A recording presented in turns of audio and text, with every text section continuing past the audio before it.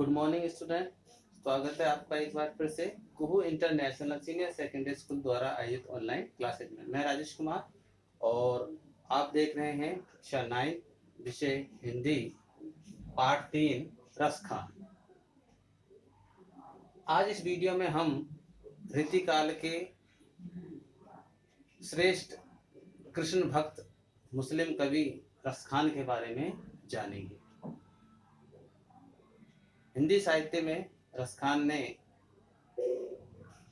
अमूल्य योगदान दिया। तो आइए जानते हैं रसखान के जीवन और उनके साहित्यिक परिचय के बारे में।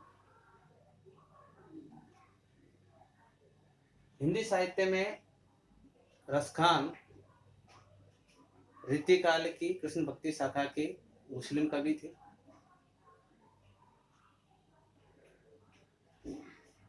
इनका जो जन्म है वह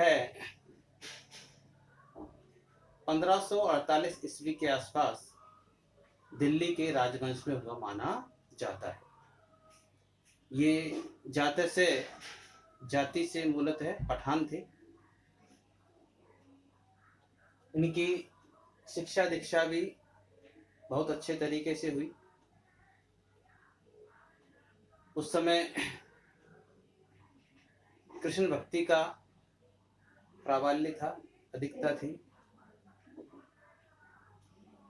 लोग कृष्ण भक्ति की ओर उन्मुख हो रहे थे। रसखान भी जो है कृष्ण भक्ति की ओर उन्मुख हुए और ऐसे उन्मुख हुए कि फिर कृष्ण के ही होकर रह गए।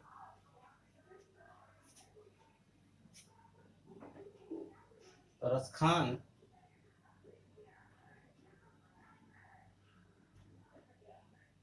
रीतिकाल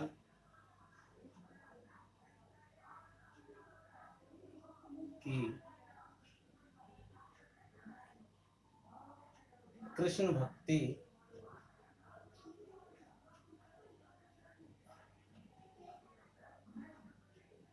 शाखा के मुस्लिम कवि।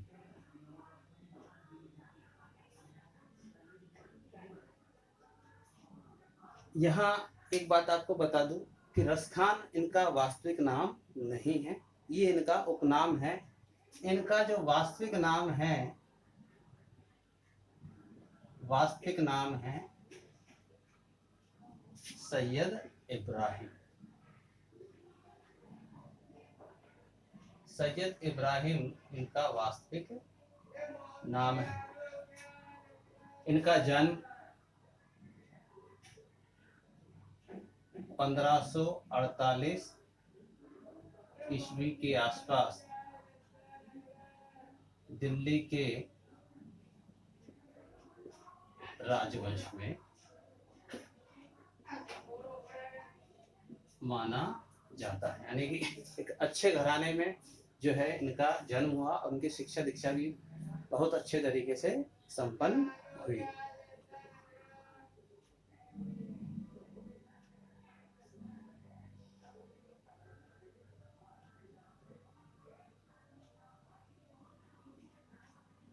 रसखान कैसे कृष्ण भक्ति की ओर उन्मुख हुए?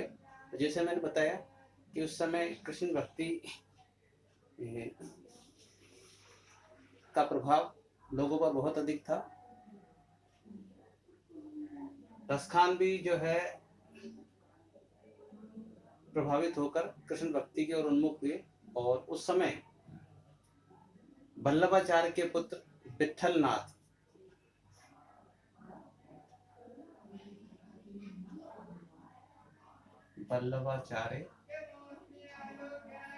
वल्लभाचार्य के पुत्र विट्ठलनाथ से दीक्षा प्राप्त की और वहीं ब्रजभूमि में बस गए।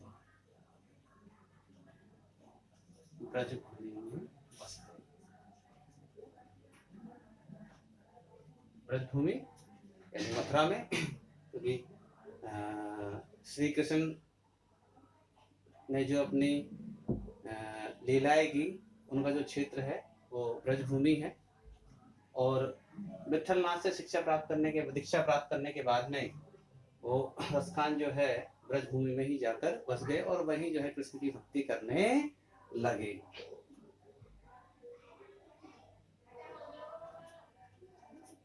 रसखान ने जो है अपना सारा जो जीवन है कृष्ण की भक्ति में ही समर्पित कर दिया और इस कदर कृष्ण भक्ति में डूबे कि उनका नाम ही पड़ गया रसखान।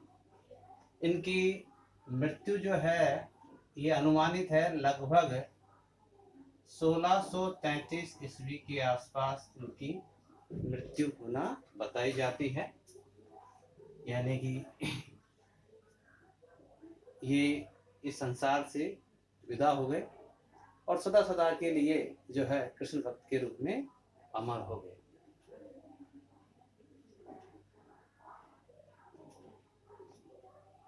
यहाँ रसखान ने जो रचनाएं लिखी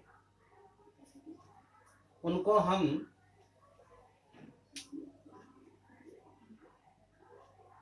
सवैया, कवित, दोहा आदि छंदों के नाम से जानते हैं, क्योंकि रसखान की शिक्षा दीक्षा अच्छे तरीके से हुई थी तो इन्हें अच्छा ज्ञान था भाषाओं का। इन्होंने उस समय जो है ब्रज भाषा का चलन था तो ब्रज भाषा को ही माध्यम बनाया और ब्रज भाषा में ही जो है कृष्ण की बाल लीलाओं का, उनकी प्रेम प्रसंगों का वर्णन किया। तो साहित्यिक परिचय के बारे में बताऊं आपको,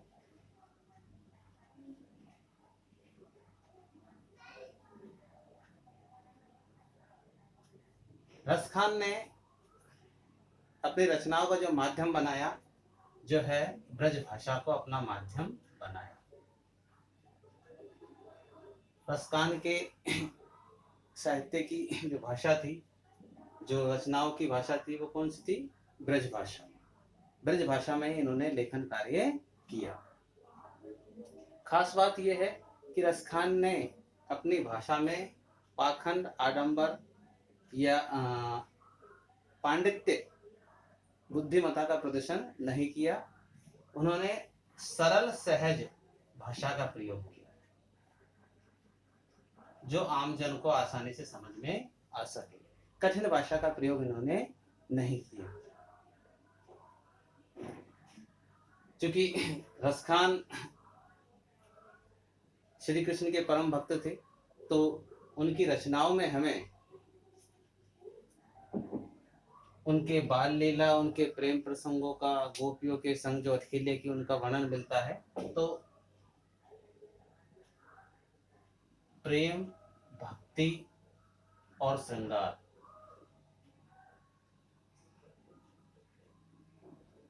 प्रेम, भक्ति और श्रृंगार रस का अनुपम मेल दिखाई देता है।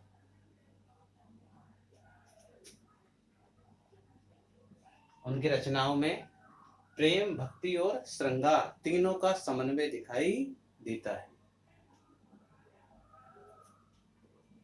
उन्होंने सवैया, दोहा और कवित छंदों में रचना की। सवैया, दोहा और कवित उस समय के प्रचलित छंद माने जाते हैं। अपनी संपूर्ण रचनाओं में उन्होंने कृष्ण भक्ति में डूब करके कृष्ण के बाल रूप का, कृष्ण के प्रेम प्रसंगों का, उनके अठखेलियों का, ब्रजभूमि का अत्यंत सुंदर और मनहारी वर्णन किया।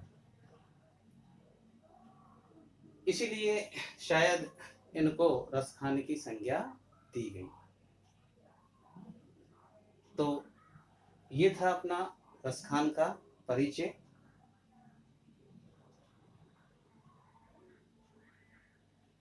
अगले वीडियो में हम रसखान के द्वारा जो रचनाएं लिखी गई उनके बारे में अध्ययन करेंगे। उससे हमें पता लग जाएगा कि वास्तव में रसखान रस की खान थे या नहीं, या उन्हें ऐसे ही कहा जाता था। तो आप रसखान का जीवन परिचय याद कीजिए। मिलते हैं अगले वीडियो में। तब तक के लिए सुरक्षित रहिए, स्वस्थ रहिए और लोगों को कोरोना वायरस से लड़ने के लिए जागरूक करते रहिए। धन्यवाद।